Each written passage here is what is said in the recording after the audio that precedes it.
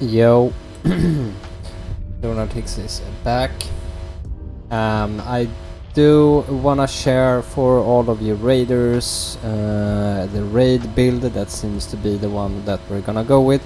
I went into a Vault of Incarnates with my own build and did some damage, and I was keeping up well, but I was being out DPS by some other Moonkins.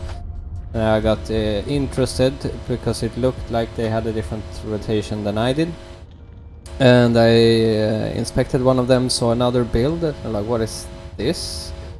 And I was like, okay, whatever. And then I stumbled upon, well, in my recommended feed was this guy called, let's see, well, it's a guy with a channel called Dolphinos Wow. And he actually, I'm gonna write it here, Dolphinos Wow. I'm gonna have a link in the description to his channel, so you can check it out. He basically had the exact same build as some of the Moonkins in that raid I was in just before, and he explained some stuff about the rotation and stuff, which was very enlightening. Thanks very much for making that video, making me prepare better and others for next week when the raiding starts again. And I just wanted to share the love. If there are Moonkins here that haven't seen that yet, then and you stumbled upon my video, or maybe you're already watching some of the content that I've been putting out lately, then here we go. Of course, I'm outside of Abras because this is the raid build, and yeah, this is an entrance we're gonna see a lot of coming. So basically, this is the build. This is tailored to be purely single target. Makes sense. All of the bosses are single target. The only exception, well, there are some exceptions, some phases where you have some ads, like in Echo Neltharion. Don't worry about that too much. This still performs well in those scenarios as well, as and one of the first bosses, the elemental thing that in phase 2 becomes a combined Shadow Flame elemental. But yeah, it remains to be seen. Probably gonna be split up half and half there anyway, so yeah, it remains to be seen if you're gonna be able to keep your dots up on both of those, probably, but yeah, we will see. Any case, I ran this then through the heroic Vault of Incarnates just to see how it's doing, and my single target went way higher than before. My burst also way higher, and even in the trash pools it was going loco, so no worries there. Not that we're gonna have to worry so much about that in the coming raid, but yeah, I guess there will be trash packs and stuff before the bosses, like always. I didn't see any of those in the PTR when I was trying the raid, so that also remains to be seen how that's going to go. But okay, so you're not running Starfall, you are running Twin Moons, but that's because you have to run Twin Moons, because otherwise you can't go further down into the tree. You're running Denizens of the Dream with Friend of the Fae, of course. Wild Surges always now, like Dolphinos Wow explains it in his video. Stellar Flare is now officially a dead talent. So I mean, in a way I'm just sad that you can't like switch between them, because like now it will be Star Surge all the time, but in another sense it's okay. It makes our life a bit easier. as well. You are going with Rattle the Stars, it seems higher, it does more damage on raid scenarios in any case. Here I guess you could probably play around with these, but I'm thinking Fury of Elune is probably gonna be your choice talent there as well, due to there's a lot of moving around and dodging stuff, so if you can't get your full moons out when they're available because you have to move, you're effectively losing damage, whereas Fury of Elune you can just pop it like it's hot while you're moving. So for a more detailed view of this spec, I would go to Dolphinos Wow's site and watch his or page channel.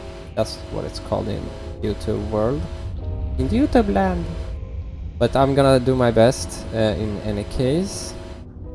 So the opener is a little bit different. You can see I also switch back to Void Mana Shadow Jam. It does better for me in raid scenarios with the spec as well. But the gist of it is you wanna throw as many Star Surges as you possibly can while in your Incarnation or Celestial Alignment and your Pulsar as possible, because that's when you do most of your damage. We are running something that we didn't run before, Warrior of Elune. It is a 45-second cooldown, so we have another cooldown to work with. So this is basically just to refill your astral power as fast as possible, so that you can throw more Star Surges. It is also, sometimes it will line up in your rotation, at least it did for me. It lines up well so that once you exit your Eclipse you can just do 2 instant cast Starfires and you're back in Solar Eclipse. So that's also pretty cool. The opener is different. It is like in one of my previous videos I briefly had a thought where I also expressed that maybe you just go straight into your Celestial Alignment now. And yes, you do. So in the opener, first thing you do is you put your dots up, Moonfire and Sunfire. Second thing you do is you pop your Incarnation, your Celestial Alignment cooldown, and then you immediately pop Fury of Elune together with Warrior of Elune. So you put your 2 dots up, you pop everything, and then you just start dumping astral power as fast as you can, and then you use up your Warrior of Elune while it's active to refill your astral power. You push out Star Surges while you do this, so that you don't overcap. And then the rotation is basically back to normal, and you pop your cooldowns on cooldown. So when you have Warrior of Elune again, you pop it, unless it's for some reason during the fight better to maybe wait a little bit, but that depends, of course. Same with Fury of Elune and your Celestial Alignment. But yeah, I'm gonna show you how this looks, and I'm gonna try my best to do a good job. Where's my toy? Here we go. So, okay, now I only have Mark of the Wild, so... Anyways. Okay, so you put your dots up, you pop Alignment, Fury of Elune, this thing... Oh, I have it, okay. LOL. I have to actually... Yeah, I've been playing a little bit of Mythic Plus. Okay, so... disregard that. Now it's popped. Okay. And then you use it again, use it again. And then it's basically into the cooldown. I'm sorry about that. I should have prepared better.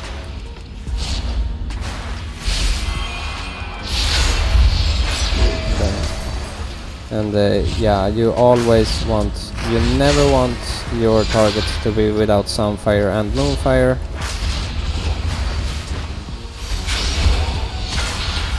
And when you're around 1.5 seconds left of your Eclipse, that's when you want to start casting your Starfire to ensure that you go into Solar Eclipse as soon as possible.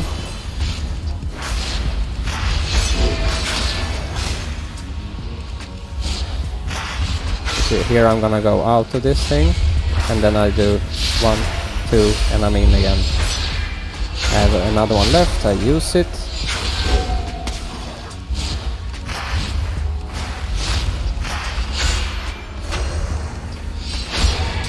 And I cast my Starfire. I use my Trinket.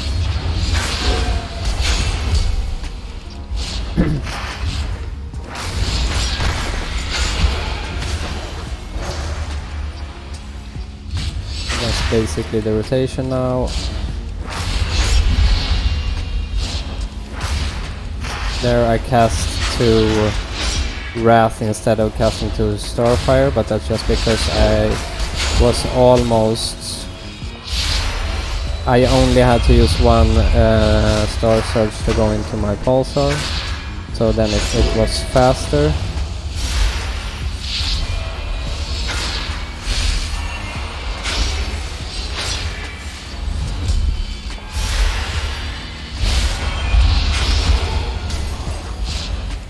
Now again, I don't have all of the buffs that you usually do. But yeah, in Vault of Incarnates, with this rotation and this build, with all of the buffs that you would expect, and with Hero on pull, which is not gonna be a thing on every boss in next raid as far as I can understand it, which is a difference from Vault of Incarnates, where you always basically heroed on pull, almost. But you know, with all the buffs and everything and hero on pull,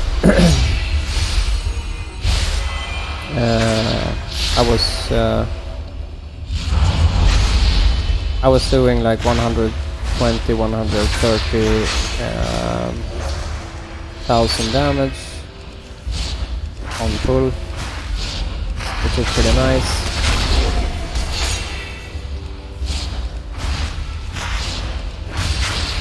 Now testing this in Vault of Incarnates, I just wanted to see the damage. I mean, in a sense it doesn't matter too much because of the differences in the way the bosses work to Aberrus, but you know, I just wanted to see numbers and also get some practice down in a raid setting, so that it was useful. But yeah, that's basically it. That's what you do. Yeah, so again, pause the video if you want to copy this, you can do that. Now here, this will probably not in a raid scenario. I was just I had a 19 key Temple of the Jade Serpent and I couldn't find any priests, so I did what I had to do.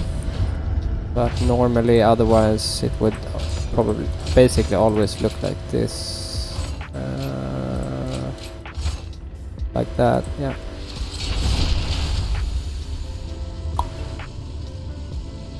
There you go.